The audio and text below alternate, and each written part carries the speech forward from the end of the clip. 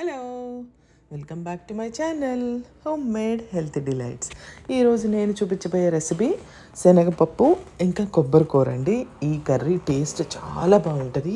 కొత్తగా చూసేవాళ్ళు ఎవరైనా ఉంటే కనుక ఖచ్చితంగా చేసుకోండి. టేస్ట్ అద్భుతంగా ఉంటుంది. చపాతీకి బాగుంటుంది, రైస్కి కూడా చాలా బాగుంటుంది.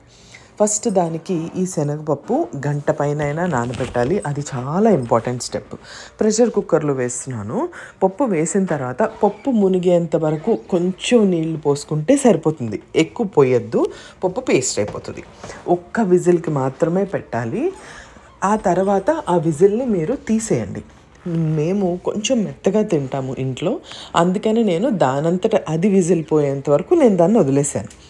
తర్వాత ఈ పప్పు ఉడికిపోతుందండి. కంప్లీట్గా ఉడికిపోయిన తర్వాత దీంట్లో వాటర్ పోసాం కదా, ఆ వాటర్ని ఏ చిల్లుల గిన్నెలోనో ఫిల్టర్లోనో యూస్ చేసి ఆ వాటర్ని సపరేట్ చేసి ఈ పప్పుని కాసేపు చల్లారనివ్వండి. వేడి మీద చేయొద్దు, కూర చేసినప్పుడు పేస్ట్ అయిపోతుంది. అది కూడా చాలా ఇంపార్టెంట్. ఆ తర్వాత పెద్ద ఉల్లిపాయ తీసుకుని చక్కగా చాప్ చేసి పక్కన పెట్టేసుకోండి.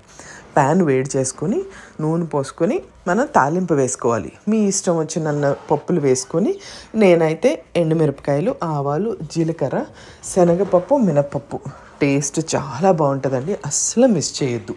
దాంతోపాటు 1 లేదా 2 పచ్చిమిరపకాయలు. ఈ కూరకి ఎక్కువ కరివేపాకు ఉంటే భలే టేస్టీగా ఉంటుందండి. దంచేసి వెల్లుల్లిపాయలు వేసేయండి. అవి బాగా ఫ్రై అవ్వాలి అని ఏమీ లేదు. ఉల్లిపాయతో పాటు జాగ్రత్తగా ఫ్రై అయిపోతే సరిపోతుంది.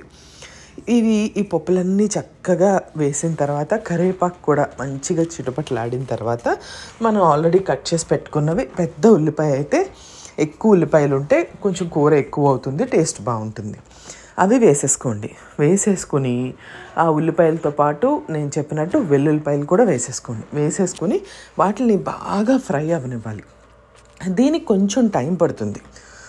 ఆ టైం పట్టేంతలోపు మనకి ఆ చక్కగా మనం ఆరబెట్టుకున్న శనగపప్పు ఆరిపోతుంది. ఆ తర్వాత దీంట్లో వేసుకుంటే సరిపోతుంది. నా దగ్గర కొబ్బరి కూర ఆల్రెడీ ఉంటుందండి. కొబ్బరి తురిమేసి నేను దాన్ని ఫ్రీజర్లో పెట్టేసుకుంటాను. లేదు కాదు మా దగ్గర ఆల్రెడీ ఫ్రీజర్లో ఉన్నది, షాప్లో తెచ్చుకున్నది ఉంది అనుకుంటే అది కూడా వాడుకోవచ్చు. లేదు అని అనుకుంటే ఎవరైనా ఫ్రెష్ కోకోనట్ వాడుకుంటుంటే వాళ్ళు ఈ ఉల్లిపాయ వేగేలోపు చక్కగా తురుముకోండి. లేదు అంటే మిక్సీలో వేసి పల్స్ మోడ్లో 1 లేదా 2 సార్లు అనేస్తే చక్కగా మనకి కూర లాగా అయిపోతుంది. అది రెడీగా పెట్టుకొని ఆల్రెడీ శనగపప్పుని ఆరబెట్టుకున్నాం కదా, ఆ శనగపప్పుని ఈ ఉల్లిపాయతో పాటు ఉల్లిపాయ వేగిన తర్వాత వేసేయాలి. వేసేసి దాన్ని బాగా కలుపుకోవాలి. నేను దీనికి కొబ్బరి కూర దాదాపుగా ఒక 1 కప్ అండి, 200 గ్రామ్స్ 250 గ్రామ్స్ మధ్యలో ఫుల్ 1 కప్ నేను దీనికి వేసేస్తున్నాను. దీనికి వేసేసి దీనికి సరిపడినంత సాల్ట్ కూడా వేసుకొని, చాలా ముఖ్యంగా దీనికి కారం ఎక్కడ వేయాల్సిన అవసరం లేదు. మనం వేసిన ఎండుమిరపకాయలు, 2 పచ్చిమిరపకాయలు లేదా 3 పచ్చిమిరపకాయలు ఉంటాయి కదా, దాని నుంచే ఈ కారం వస్తుంది. వేరేగా కారం వేయాల్సిన అవసరం లేదు. చక్కగా దీన్ని కలిపేసుకొని పక్కన సర్వింగ్ బౌల్లోకి తీసేసుకోవడమే. వెంటనే చాలా ఈజీగా అయిపోతుందండి. మీరు కూడా ట్రై చేయండి. బాయ్.